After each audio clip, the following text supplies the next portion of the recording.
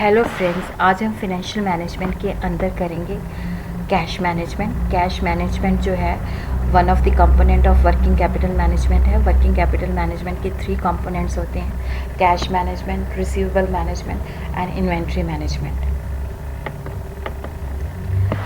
Cash is one of the current asset of the business, क्योंकि हर वक्त business के अंदर हमें कैश रखना ही पड़ता है, मिनिमम कैश रखना ही पड़ता है। अगर हम कैश नहीं रखेंगे तो हम डे टू डे एक्टिविटीज़ को कंप्लीट नहीं कर पाएंगे। कैश जो है एक ऐसा एसेट है जो खुद कुछ प्रोड्यूस नहीं करता, बट ये एक मीडियम ऑफ एक्सचेंज होता है। ये हमें फैसिलिटेट करता है कि हम चीज़ें परचेज़ कर सकें। और जो कैश मैनेजमेंट का ऑब्जेक्टिव होता है कि हमारे पास ऑप्टिमम कैश होना चाहिए, ना हमारे पास कैश ज़्यादा होना चाहिए, ना हमारे पास कम होना चाहिए। क्योंकि अगर ज़्यादा कैश है, क्योंकि कैश कुछ प्रोड्यूस नहीं करता, तो वह आइडल कैश है। और अगर कम कैश है तो हम अपनी डे टू डे रनिंग जो होती है उसको प्रॉपरली हैंडल नहीं कर पाएंगे। कैश मैनेजमेंट के अंदर हम देखते हैं हमारा इनफ्लोज कैसा है, आउटफ्लो कैसा है, हमें हर वक्त कितना कैश बैलेंस अपने पास रखना है। उसके बाद है कि जो हम कैश रखते हैं उसके पीछे लॉजिक क्या होता है। कैश को हम इसलिए अपने पास रखते हैं ट्रांजैक्शन मोटिव को। ट्रांजैक्शन मोटिव होता है डे टू डे रनिंग के लिए भी कैश ज़रूरी होता है। जैसे हमने मशीनों को रन करना है, उसके लिए हमें ऑयल चाहिए। कई बार बिज़नेस के अंदर हमें डेली कुछ ना कुछ परचेज़ चलती रहती है, तो जो डे टू डे हमारे रनिंग एक्सपेंसेस होते हैं उनको मीटअप करने के लिए we require cash. Precautionary motive जो होता है ये कंटीजेंसीज़ के मीटअप के लिए होता है। जैसे मान लो हमने किसी से पैसे लेने हैं, 7 डेज़ के अंदर लेने हैं, लेकिन वो डिले कर देता है, तो ऐसे सच कंटीजेंसीज़ के लिए भी क्या होता है कि हमारे पास कैश होना चाहिए। स्पेकुलेटिव मोटिव होता है कि ये इरेगुलर एक्टिविटीज़ होती हैं, जैसे all of sudden raw material की प्राइस बहुत कम गिर जाती है, या किसी कंपनी के शेयर जो है उनकी प्राइसेस बहुत कम हो जाती है, लेकिन उनकी प्रॉफिटेबिलिटी लॉन्ग रन में ज़्यादा होती है। तो ये जो फेवरेबल अपॉर्चुनिटीज़ होते हैं उनको एक्सप्लॉइट करने के लिए हमें कैश अपने पास रखना पड़ता है। उसके बाद है कि कैश को हमने कैसे मैनेज करना है, उसके लिए क्या स्ट्रैटेजीज़ है। उसके लिए ये है कि कैश की हमें प्रॉपर प्लानिंग करनी चाहिए, प्रोजेक्टेड कैश स्टेटमेंट्स बनानी चाहिए, उनका देखना चाहिए क्या इनफ्लोज है, क्या आउटफ्लोज है। उसके लिए हमें प्रॉपर उसकी बजटिंग करनी चाहिए, प्रॉपर फोरकास्टिंग करनी चाहिए कि फ्यूचर के अंदर हमें कैश की कितनी रिक्वायरमेंट है, फ्यूचर के अंदर हमारे कौन से सोर्सेज हैं जो कैश जनरेट करेंगे। इसके अंदर 2 मेथड्स हैं, एक रिसीट एंड डिस्बर्समेंट मेथड है, एक एडजस्टेड नेट इनकम मेथड है। इसके अंदर रिसीट एंड डिस्बर्समेंट मेथड के अंदर क्या होता है कि हम इनफ्लो और आउटफ्लो देखते हैं। इनफ्लो का मतलब होता है कि कैश हमारे पास कहाँ से आएगा, जैसे सेल से आएगा, डेटर से रियलाइजेशन होएगी, कोई एसेट हमने सेल करना है, या कोई अगर हमने इंटर कॉर्पोरेट इन्वेस्टमेंट किया है तो वहाँ से हमें इनकम जनरेट हो रही है।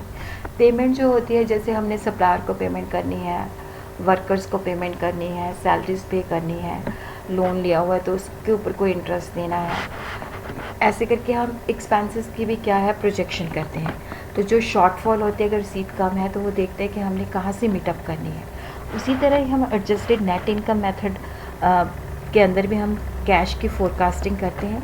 एडजस्टेड नेट इनकम मेथड के अंदर क्या होता है कि हम balance sheet and profit and loss की जो फिगर्स होती हैं उनको यूज़ करके हम कैश की फोरकास्टिंग करते हैं।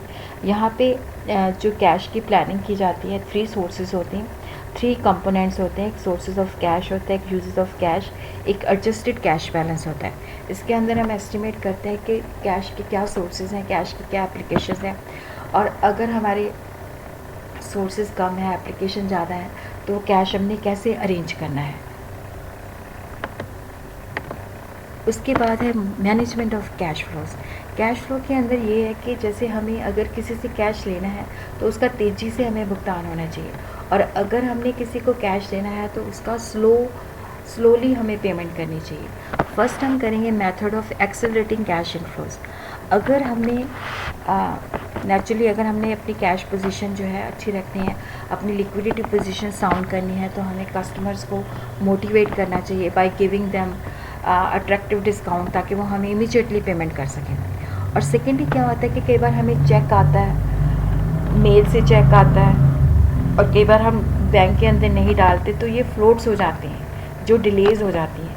तो हमें इमीडिएटली एक सिस्टम ऐसा होना चाहिए कि हम इमीडिएटली अगर हमें चेक से, ड्राफ्ट से पेमेंट आती है तो इमीडिएटली उसको बैंक के अंदर, कैश के अंदर कन्वर्ट हो जानी चाहिए। थर्ड है डिसेंट्रलाइज कलेक्शन। इसका मतलब होता है कि हमें, जैसे अगर हमारा बिज़नेस काफ़ी फैला हुआ है तो जगह जगह पे हमें कलेक्शन सेंटर्स बनाने चाहिए, और इन कलेक्शन सेंटर्स के अंदर क्या होना चाहिए कि नेचुरली जैसे उस सेंटर पे चेक या जैसे भी कोई भी ड्राफ्ट के द्वारा पेमेंट आती है तो इमीडिएटली वो बैंक के अंदर चली जाएगी। उसी तरह फोर्थ है लॉक बॉक्स। इसके अंदर क्या होता है कि जैसे हमारा कई शहरों में बिज़नेस फैला होता है तो हम क्या करते हैं, पोस्ट ऑफिस के साथ अरेंजमेंट करके कुछ लोकेशन के अंदर हम पोस्ट बॉक्स की फैसिलिटी लेते हैं।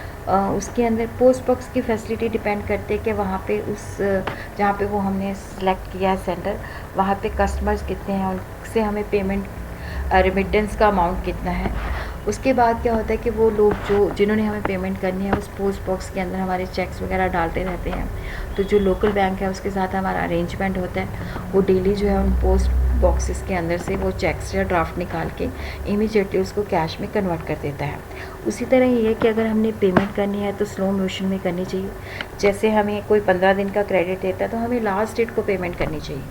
उसी तरह क्या है कि हमें ज़्यादातर जो पेमेंट है चेक्स के द्वारा करनी चाहिए, क्योंकि जब हम चेक्स के द्वारा पेमेंट करते हैं तो वो इमीडिएटली जो कस्टमर होता है वो इमीडिएटली बैंक के अंदर डिपॉजिट नहीं करवाता, उसमें कुछ फ्लोट होता है, गैप होता है। तो चेक्स के द्वारा पेमेंट कराने से क्या होता है कि हमारा बैंक के अंदर जितनी देर तक वो चेक लगाएगा, जितनी देर में पैसे निकलेंगे उतनी देर तक हमारा बैंक के अंदर बैलेंस बना रहता है। उसी तरह क्या है एडजस्टिंग पेरोल फंड्स, जिसके अंदर क्या होता है कि कई बार जैसे सैलरीज वगैरह देनी है, जैसे मंथ ख़त्म हो जाता है तो हमें इमीडिएटली एक को पेमेंट नहीं करनी चाहिए, हमें 7 डेज़ या 10th डे ऐसे करके फ़िक्स कर लेना चाहिए। जैसे अगर हम कोई खर्चे पे करते हैं वीकली तो उसका भुगतान जो होएगा 15 दिनों के बाद होएगा। तो ऐसे करके, और अगर हमने चेक इशू करने हैं सैलरीज़ के लिए तो ज़्यादातर ये हमें सैटरडेज़ को करनी चाहिए, क्योंकि बीच में संडे आ जाएगा तो हो सकता है कि मंडे को भी चेक ना लगे। तो उससे क्या है कि थोड़े दिनों के लिए हमें बैलेंस मिल जाएगा। फिर है कि जो पेमेंट्स है वो सेंट्रलाइज्ड होनी चाहिए, पेमेंट जो है डिसेंट्रलाइज्ड नहीं होनी चाहिए। हमें एक ही जगह से पेमेंट करनी है तो उसमें भी क्या होएगा कि हमें काफ़ी डेज़ का कैश बैलेंस मिल जाएगा। उसी तरह क्या है इंटर बैंक ट्रांसफ़र है कि जैसे किसी बैंक में जाना है तो उससे हम कैश मंगवा लेते हैं। फिर उसके बाद है मेकिंग यूज़ ऑफ फ्लोट। इसमें क्या होता है कि जैसे अगर बाहर की कोई पार्टी है उसको हम चेक इशू करते हैं तो नेचुरली हमें ये एस्टिमेशन लगा लेना चाहिए कि पहले उस पार्टी के पास चेक जाएगा, फिर वो कितने डेज़ के बाद बैंक में डालेगा, फिर बैंक को कितने डेज़ मतलब लगेंगे उस पैसे की रिकवरी के अंदर। तो इस तरह से हम अपनी फ्लोट का यूज़ करके अपने कैश मैनेजमेंट को ऑप्टिमाइज़ कर सकते हैं।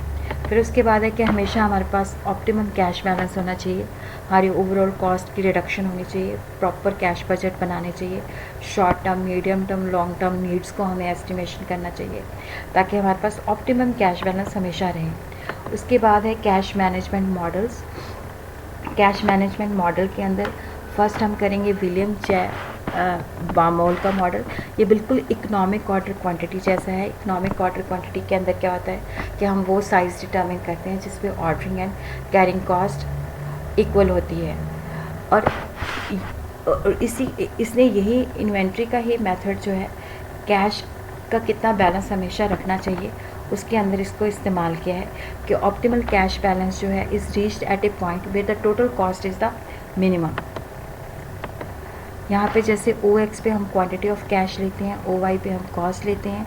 ये आप देख रहे हो कि टोटल कॉस्ट इनिशियली फॉल करती है फिर इंक्रीज़ हो जाती है। ये E पॉइंट पे क्या है कि ये मिनिमम है, और जो लाइन ओरिजिन से शुरू होती है वो अपॉर्चुनिटी कॉस्ट होती है, और जो लाइन ऊपर से नीचे की तरफ फॉल कर रही है वो होती है fixed cost per transaction.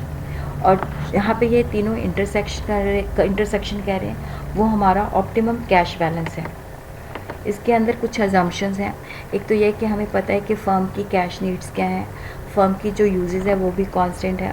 Opportunity cost है कि अगर हम उसको कैश को अपने पास रखते हैं या कैश को सिक्योरिटी फॉर्म में रखते हैं तो वो भी हमें पता है। और ट्रांजैक्शन कॉस्ट भी हमें पता है कि जब हमें कैश की ज़रूरत